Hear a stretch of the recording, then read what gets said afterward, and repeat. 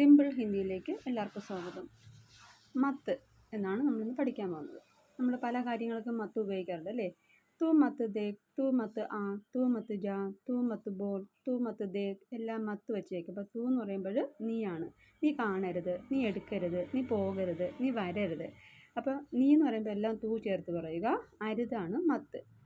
അടുത്ത തും എന്ന് പറയുമ്പോൾ ഓ ചേർത്ത് പറയുക. തും മത്ത് ആവോ, തും മത്ത് ജാവോ, തും മത്ത് ദേഖോ, തും മത്ത് ഖാവോ.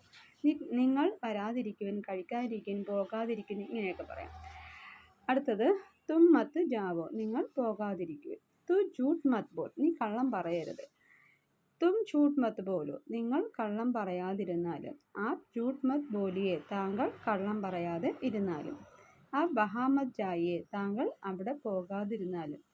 അപ്പോൾ ഇന്ന് ഉപയോഗിക്കുന്ന എല്ലാം മത്ത് എന്നുള്ള പ്രയോഗമാണ്. അപ്പോൾ തൂ വരുമ്പോൾ ആ വെച്ച് പറയുക, തും വരുമ്പോൾ ഓ വെച്ച് പറയുക, ആപ്പ് വരുമ്പോൾ ഈയെ വെച്ച് പറയുക. ആ, ആവോ, ആയി, ആ രീതിയിലാണ് മത്ത് പറയേണ്ടത്.